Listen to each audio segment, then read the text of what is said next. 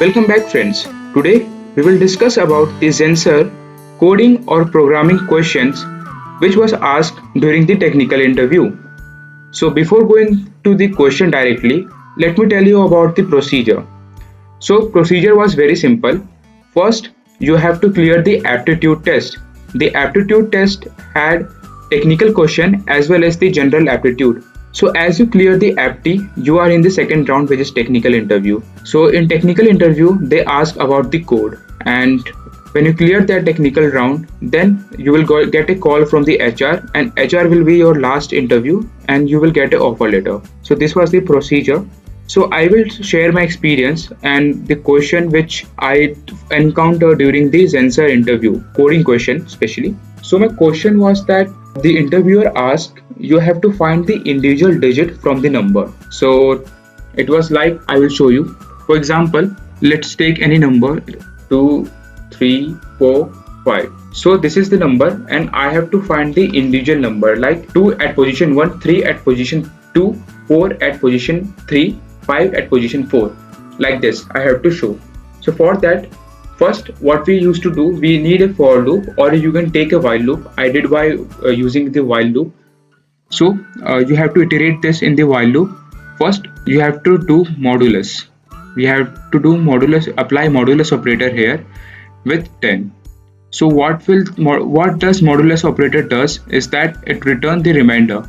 So when we divide 2, 3, 4, 5 divide by 10, then we will get a remainder 5. So we want this number. So we will store this number into a temporary variable. Okay. You can store in temporary variable or you can create an array as per your need. Then after this you have to divide the whole number by 10.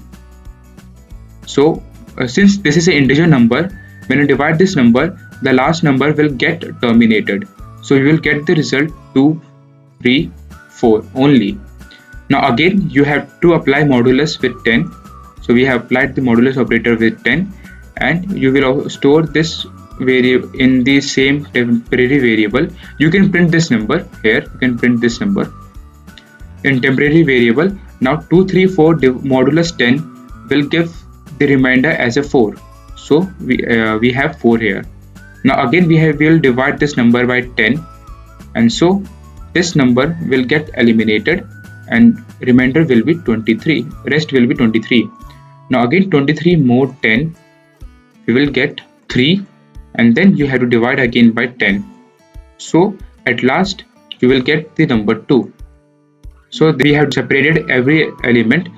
You can see 2, 3, 4 and 5. So this was the solution for this. Let me show this with the program. So first we have imported the scanner class. So why we import the scanner is because we want to take input from the user. You can see we have taken the input here. So this is the class, normal class, and I will tell you where to use these variables. Now here we ask the user to enter the number, and user have entered the number here.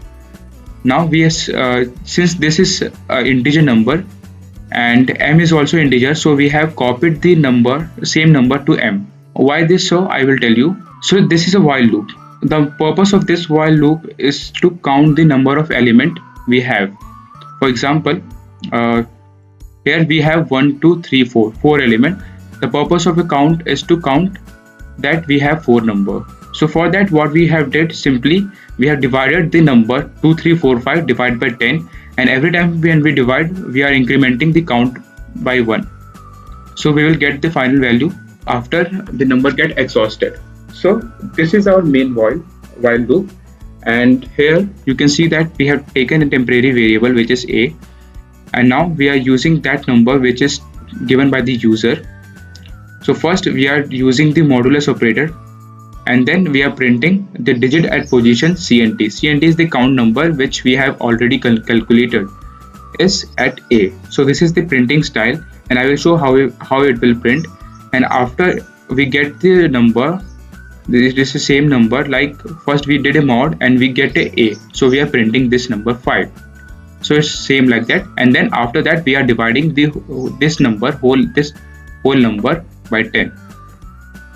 So again we divide this number by 10 and decrementing the count variable. So this will continue until the n becomes 0, exhausted. I will show you. I will run this program. Let me bring up. So enter the number. Let's take a simple number 2, 3, 4, 5 just for the example. Enter. So you can see the digit at position 4 is 5, which is this is 5. Digit at position 3 is 4, and digit at position 2 is 3, and digit at position 1 is 2. So you may wonder why I have taking the mode 10 only, why not 100 or something like that. This is because we want the individual digit. If we want 2 digits at a time, then we can take 100. For example, I will show you. Let's assume that we want 2 digits at a time. So for that, we will make 10 to 100. Okay, I change 100. So now this will club the digits. I will show you how it will work. Enter the number. Let me enter 2, 3, 4, 5, 9, 7. Press enter. Then you can see the digits are clubbed 98, 45, 23, and you will get the position like 23 first position, 45 first position. And if you want 3 digits to be combined, then you have to divide by 100. So this is the program, and the main concept is here. If you don't want to print the position, then this is enough. First you have to do modulus. I will bring back to the original. Yes. First you are doing the modulus, finding the modulus and printing that value here, and then you are dividing the whole number until this number becomes 0. So this was that program. Thank you for watching it.